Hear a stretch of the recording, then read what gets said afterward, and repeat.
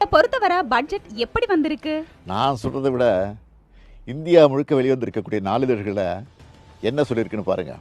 இந்த Indian express பத்திரிக்கையில் தலைப்புச் செய்தியாக போட்டிருக்கிறாங்க, பட்ஜெட் தட் கவுண்ட்ஸ் ஆல் அப்படின்னு போட்டு ஒரு கோலத்தை போட்டு கார்ட்டூனில் எல்லா திட்டங்களும் கொண்டு வந்து சேர்த்து அதில் வெளிப்படுத்தியிருக்கிறாங்க.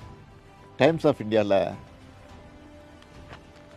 அதாவது to checkmate opposition next year Tamil Nadu finance minister moves infra welfare பீசஸ்னு தலைப்பில், அதாவது எதிர்க்கட்சிகளுடைய அரசியல் குற்றச்சாட்டுக்களை செக்மேட் செஞ்சுருக்கு இந்த பட்ஜெட்னு எழுதியிருக்கு.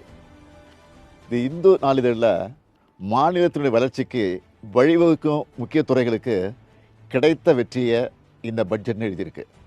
கல்வி, சமூக நலத்துறை திட்டங்களுக்கு பெரும்பாலும் முக்கியத்துவம் கொடுத்துருக்குறாங்க அப்படின்னு டெக்கான் கிரானிக்கல் எழுதியிருக்கு.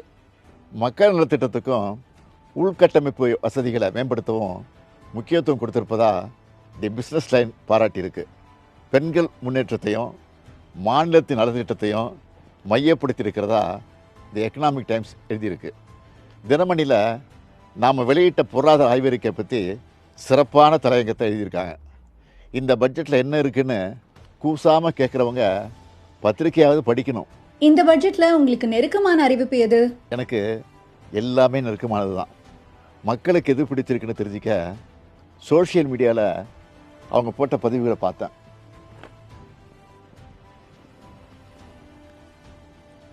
ஸ்கர்லட் பெம்னல் என்ற ட்விட்டர் ஐடி பெண்கள் பாதிப்புக்குள்ளாகிற கருப்பை வாய் புற்றுநோய்க்கான தடுப்புக்கான மருந்தை அரசே இலவசமாக தரணும்னு என்னை டேக் பண்ணியிருந்தாங்க. இந்த திட்டத்தை செயல்படுத்த நினச்சிருந்தோம். இப்போ இந்த பட்ஜெட்டில் அதுக்கான அறிவிப்பை வெளியிட்டிருக்கிறோம். அது மட்டும் இல்லை, டாக்டர் நிகிதா மேஹரா என்பவரும் ஃபென்டாஸ்டிக் நியூஸ்னு சொல்லி நன்றி தெரிவிச்சிருக்கிறாங்க. அதே போல் தெலுங்கானாவில் போக்குவரத்தை ஒழுங்குபடுத்துகிற பணிகளில் திருநங்கைகளுக்கு வாய்ப்பளிக்க போகிறதா ஒரு செய்தியை பார்த்தேன். தமிழ்நாட்டிலையும் இப்படி செயல்படுத்தலாம்னு முடிவெடுத்தோம். அதன்படி ஊர்காவல் படையில் திருநங்கைகளையும் ஈடுபடுத்துகிற அறிவிப்புக்கு பெரிய வரவேற்பு கிடைச்சிருக்கு. இது தொடர்பாக நேஹா என்பவர் என்ன சொல்லியிருக்காங்கன்னு நீங்களே பாருங்கள்.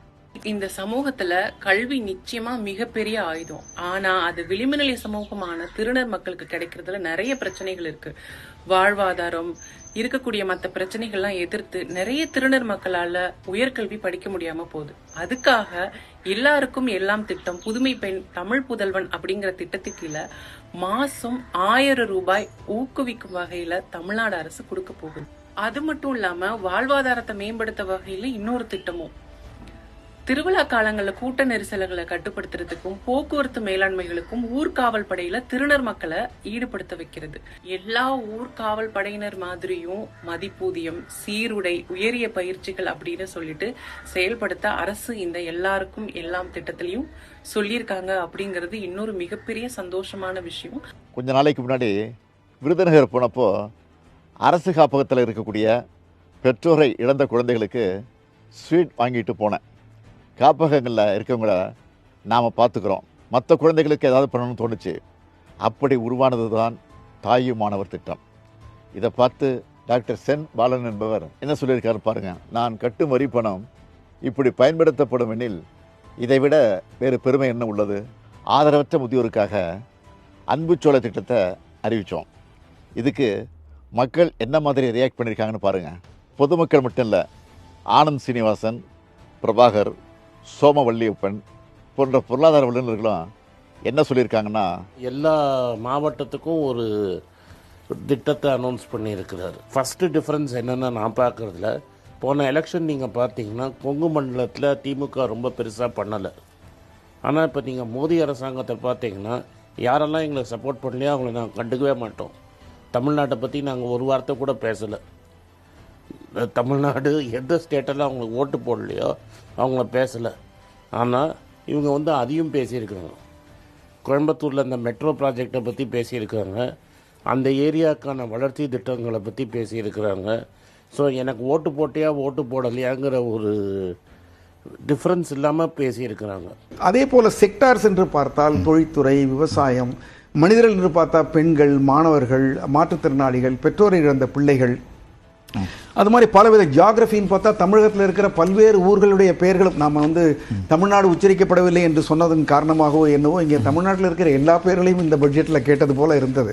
இது ஒவ்வொரு ஊரையும் சொல்லி அங்கே ஒரு தொழிற்சாலை, ஒரு ஜவுளி பூங்கா, ஒரு இந்த பூங்கா என்று சொன்னதெல்லாம் பார்த்தால் இது ஒரு பரவலாக ஒரு பேலன்ஸ்டு பொருளாதார விதிகளுக்கு உட்பட்ட அதே சமயங்களில் நீங்க பாத்தீங்கன்னா அகழ்வாராய்ச்சிக்கும் ஒரு முக்கியத்துவம் கொடுக்குறாங்க, அதே மாதிரி செமிகண்டக்டருக்கும் ஒரு முக்கியத்துவம் கொடுக்குறாங்க, ஒரு புத்தாக்கத்திற்கும் கொடுக்கிறார்கள், எம்ப்ளாய்மெண்ட் அதிகமாக்கக்கூடிய ஒரு காலனி தொழிற்சாலைகளுக்கு முக்கியத்துவம் இருக்கிறது, அதிக டெக்னாலஜி இருக்கக்கூடிய தொழிற்சாலைகளுக்கு முக்கியத்துவம் இருக்கிறது. அதனால நான் நினைப்பது இது ஒரு நல்ல ஹோம்ஒர்க் பண்ணப்பட்ட budget.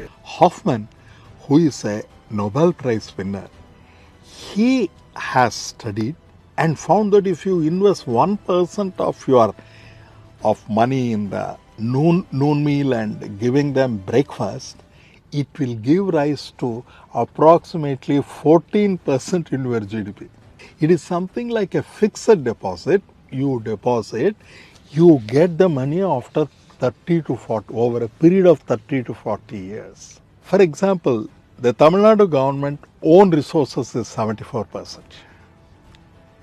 And only maximum 20-22% is coming from central government. So it is not literally depending on the union funds for its sustenance. It's for its social welfare schemes.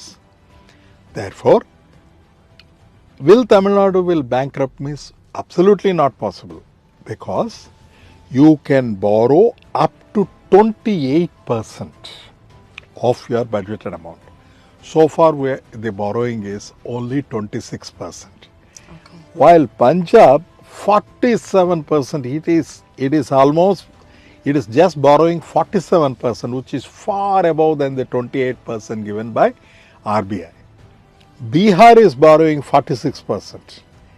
But Tamil Nadu has not crossed that Lakshman Rekha of 28%. In fact, even in this budget, it is 26% only, and the deficit it has reduced to 41,000 crores. இப்படி இது எல்லோருக்கும் எல்லாம் budget. எதிர்க்கட்சிகளோட விமர்சனங்களை பற்றி என்ன நினைக்கிறீங்க? ஆக்கப்பூர்வமான விமர்சனங்கள் இருந்தால் அதை நம்ம பரிசீலிக்கலாம். ஏதாவது நெகட்டிவாக சொல்கிறதுக்காகவே சிலர் சொல்கிறது அரசு மேலே இருக்கக்கூடிய வன்மம் மட்டும்தான் தெரியுது, உருப்படியாக அது எதுவும் இல்லை. இருந்தாலும் நம்ம எந்த அளவுக்கு சிறப்பாக செயல்பட்டு இருக்கோம் என்பதற்கு சில எடுத்துக்காட்டுகளை ஆதாரபூர்வமாக சொல்ல விரும்புகிறேன். 2011 2016 வரைக்கும் நம்முடைய கடன் வளர்ச்சி என்பது 108 விழுக்காடு. இதுவே 2016 2021 128 விழுக்காடாக அதிகரிச்சுது. ஆனால் நம்ம திராவிட மாடல் அரசு பொறுப்பேற்றதிலிருந்து இப்போ வர 93 விழுக்காடுன்னு இதை குறைச்சிருக்கிறோம். கடன் எல்லாமே கட்டுக்குள்ள இருக்கா? எந்த வகையில மற்ற மாநிலங்களை விட தமிழ்நாடு தனித்துவமா இருக்கு? தமிழ்நாட்டுடைய கடன் கட்டுக்குள்ள இருக்குன்னு அண்மையில் வெளியான பொருளாதார ஆய்வறிக்கையும் தெளிவுபடுத்தியிருக்கு. கடன் வாங்காத அரசுன்னு எதுவும் இல்லை. அப்படி வாங்குகிற கடனை முறையாக செலவு பண்ணுறோமா என்பது தான் முக்கியம். அந்த வகையில் எதிர்கால தலைமுறைக்கான முதலீடாக தான் திராவிட மாடல் அரசு கடன் தொகையை செலவு பண்ணியிருக்கு. அதனால தான் எதிர்க்கட்சிகளோட அர்த்தமற்ற விமர்சனத்தை வல்லுநர்களும் நாளேடுகளின் தலையங்கங்களுமே தவறுன்னு ஆணித்தரமாக சொல்லிட்டாங்க. பட்ஜெட் முடிஞ்சிச்சு, அடுத்ததா என்ன பிளான்? இப்போ அறிவிச்சதெல்லாம் உரிய காலத்தில் நடைமுறைப்படுத்த அமைச்சர்களை, அதிகாரிகளை முடுக்கி விடுறது தான் உடனடியாக என்னுடைய அடுத்த வேலை.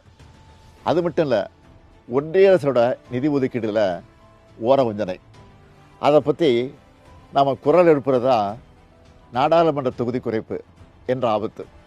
இப்படி நம்ம மாநிலத்துக்கான நிதிக்கும் நீதிக்கும் போராட வேண்டியிருக்கு. அதையும் பார்க்கணும்.